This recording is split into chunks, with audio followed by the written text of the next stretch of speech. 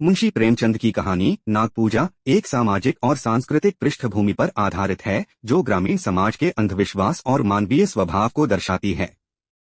यह कहानी भारतीय समाज में फैले सांस्कृतिक और धार्मिक विश्वासों की गहराई को छूती है। नीचे इस कहानी का विस्तृत वर्णन दिया गया है। कहानी का सारांश। पात्र परिचय।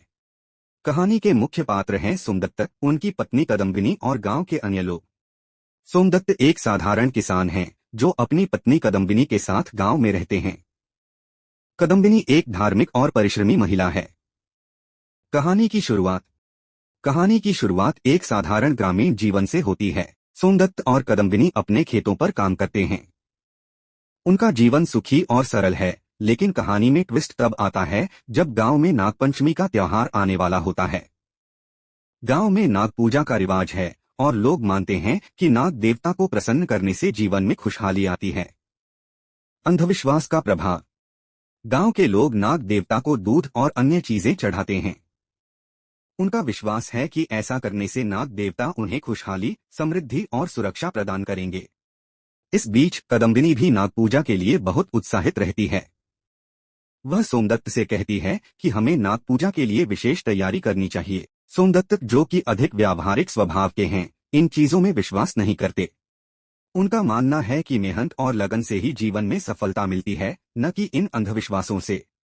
लेकिन कदम्बिनी की बातों और गांव के माहौल के दबाव में आकर वह भी नाग पूजा के लिए तैयार हो जाते हैं। घटना का मोड़। नागपंचमी के दिन कदम्बिनी ने नाग देवता के लिए विशेष पूजा का आयोजन किया। उसने दूध, फल और अन्य चीजें नाग देवता को चढ़ाने की तैयारी की। गांव के अन्य लोग भी पूजा में शामिल हुए। जब पूजा समाप्त हुई तो लोगों ने देखा कि एक वास्तविक नाग उनके सामने आ गया है। यह घटना पूरे गांव में सनसनी मचा देती है। कुछ लोग इसे नाग देवता की कृपा मानते हैं तो कुछ इसे दुर्भाग्य का संकेत। कदम्बिनी इसे नाग देवता का आशीर्वाद मानती है। सोमदत्त हालांकि अंधविश्वास में विश्वास नहीं करते, लेकिन इस घटना से प्रभावित हुए बिना नहीं रह पाते। नाग और कदम्बिनी का संबंध। इसके बाद नाग गांव में अक्सर दिखने लगता है और हर बार वह कदम्बिनी के आसपास ही नजर आता है। गांव के लोग इसे नाग देवता और कदम्बिनी के बीच एक विशेष संबंध मानते हैं। कदम्बिनी इस बात पर गर्व महसूस करती है, लेकिन सोमदत्त के मन में संशय और भय उत्पन्न होता है। सोमदत्त की असमंजस। सोमदत्त को लगता है कि यह अंधविश्वास उनके जीवन को प्रभावित कर रहा है। वह नाग को भगाने की कोशिश करता है, लेकिन कदम्बिनी और गांव वाले इसे नाग देवता का अपमान मानते हैं। इस कारण सोमदत्त और कदम्बिनी के बीच तनाव बढ़ जाता है। कहानी का अंत। एक दिन नाग अचानक गायब हो जाता है। गांव वाले इसे अपशकुन मानते हैं, लेकिन कुछ समय बाद उनके खेतों में बेहतर फसल होती है और गांव में खुशहाली लौट आती है।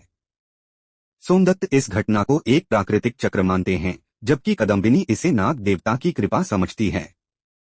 कहानी के अंत में प्रेमचंद ने ग्रामीण समाज के अंधविश्वास और यथार्थ के बीच की खाई को दिखाया है। यह कहानी पाठकों को सोचने पर मजबूर करती है कि क्या हमारा विश्वास हमें आगे बढ़ाता है या हमें जकड़ता है।